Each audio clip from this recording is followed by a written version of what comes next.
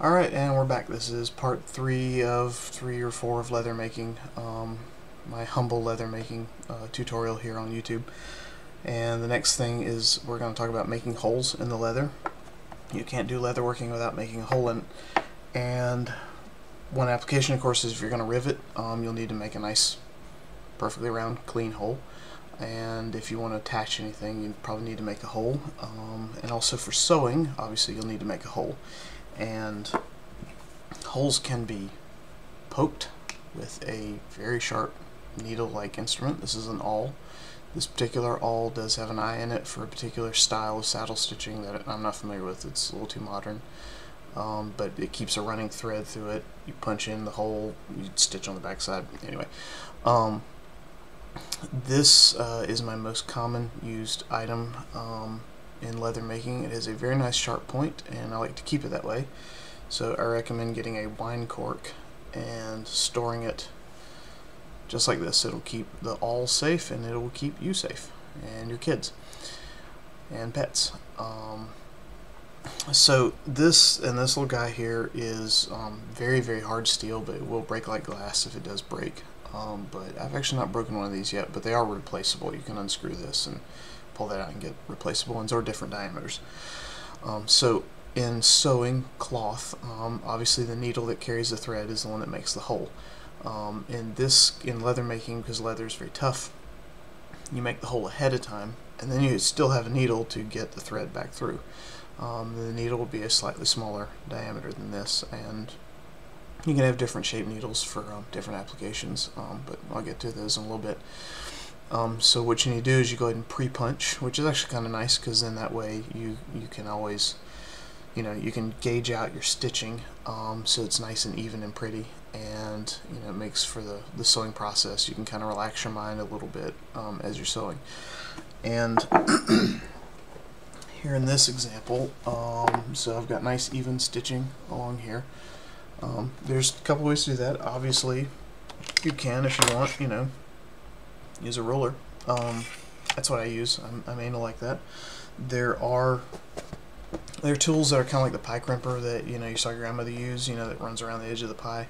But it looks more, or I guess it's like a boot spur. It's got a bunch of wheel of spikes. It won't make the holes, but it makes these little pricks in the leather, so you can go back and see where to punch the hole. It's supposed to be evenly spaced. You may not always want to have evenly spaced. In fact, an example here. So these are nice and even, and even if you come around the bottom here, they're still actually about the same. But I've got a triangular shaped gusset down in here, and so when you get on the inside of it, hopefully you can see that, I actually had to make those holes a little closer together, because I knew that this piece is going to curve around, this piece is going to curve in and kind of scoop up a little bit, so that I had the holes basically misaligned and imbalanced, so that it would pull that leather in to get that nice clean shape, so it wouldn't, it wouldn't all get wrinkly and boogered up when this was folded. So that's just a little piece of engineering you kind of have to look out for.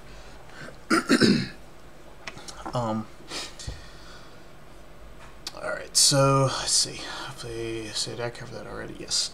So the other way to make a hole is with a punch.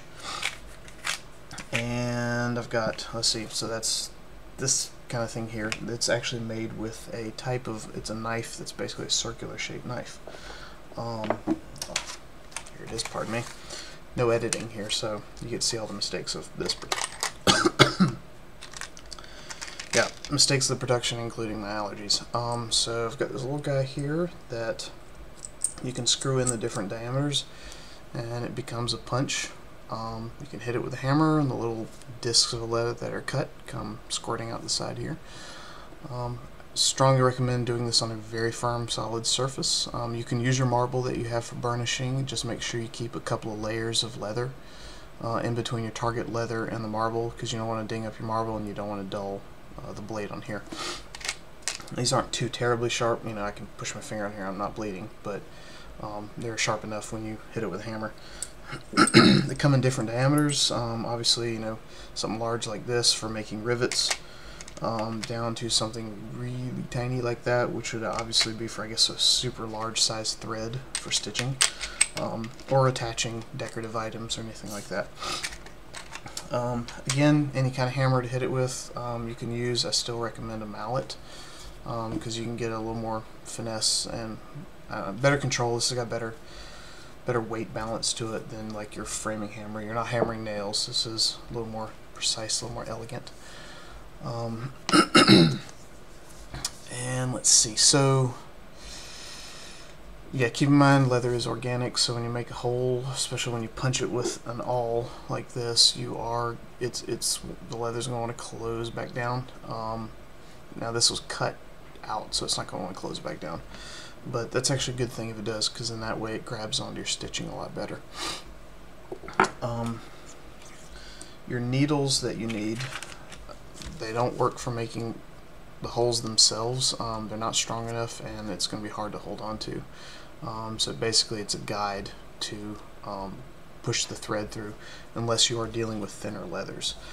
I buy multi-packs. They break. The needles will break, and don't get frustrated. That's just the nature of the beast, and 9 times out of 10 they're going to break at the eye, where the steel is at its weakest.